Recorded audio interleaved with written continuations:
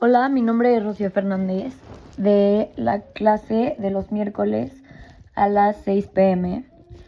Y este audio es de la lectura llamada La moralidad de los actos humanos, lectura 10, y la moralidad de las pasiones.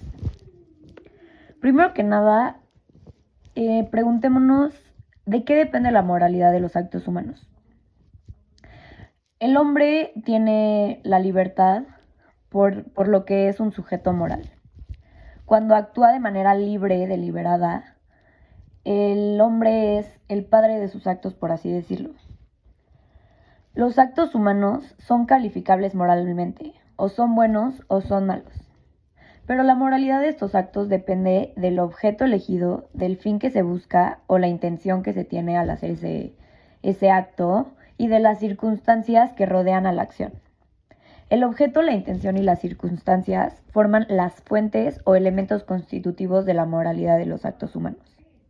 El objeto es un bien hacia el cual tiende deliberadamente la voluntad. La libertad, la voluntad, siempre tiende a lo que se piensa que es un bien.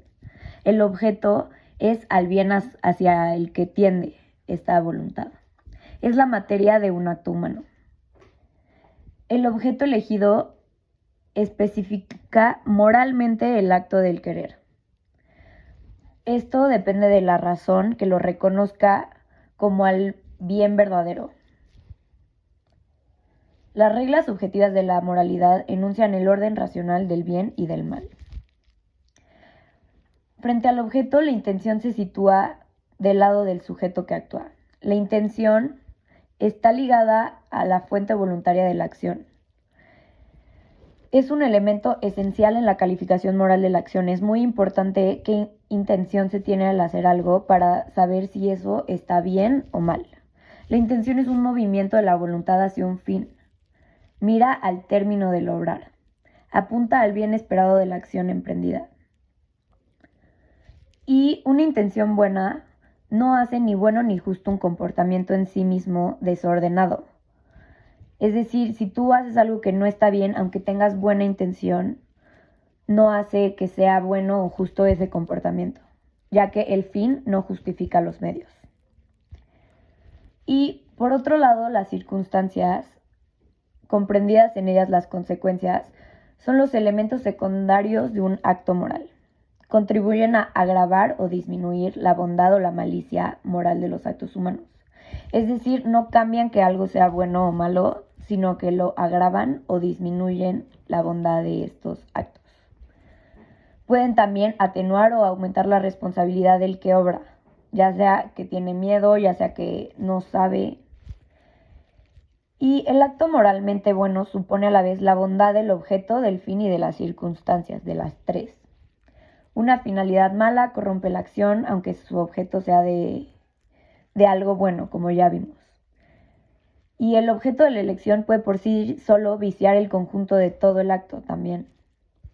Es por tanto erróneo juzgar de la moralidad de los actos humanos considerando solo la intención o las circunstancias.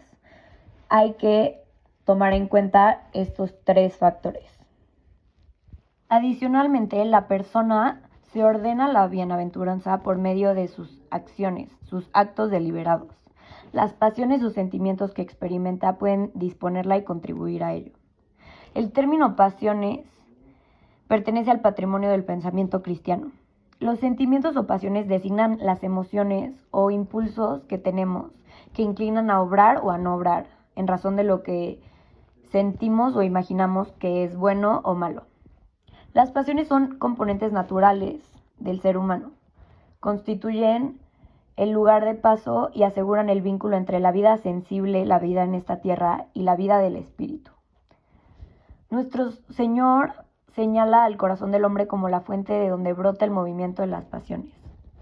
Hay numerosas pasiones. La más fundamental es el amor, que la atracción del bien despierta. El amor causa el deseo del bien ausente y la esperanza de obtenerlo. Este movimiento culmina en el placer y el gozo del bien poseído. Amar es desear el bien a alguien, dice Santo Tomás de Aquino. Y en sí mismas, las pasiones no son ni buenas ni malas, solo reciben calificación moral en la medida en que dependen de la razón y de la voluntad. Las pasiones se llaman voluntarias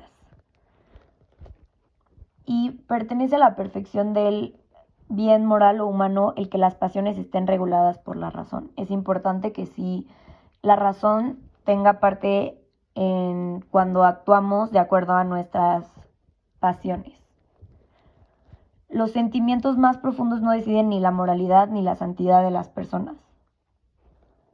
Las pasiones son moralmente buenas cuando contribuyen a una acción buena y malas en el caso contrario. La voluntad recta ordena al bien y a la bienaventuranza los movimientos sensibles que asume. Y la voluntad mala sucumbe a las pasiones desordenadas y las exacerba. Las emociones y los sentimientos pueden ser asumidos en las virtudes o pervertidos en los vicios.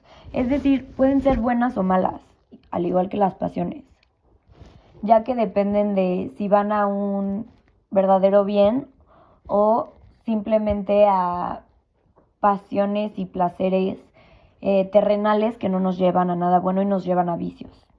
En la vida cristiana, el Espíritu Santo realiza su obra movilizando todo el ser, incluidos sus dolores, temores y tristezas. Cuando se vive en Cristo, los sentimientos humanos pueden alcanzar su consumación en la caridad y la bienaventuranza divina. La perfección moral consiste en que el hombre no sea movido al bien solo por su voluntad, sino también por su apetito sensible. Gracias.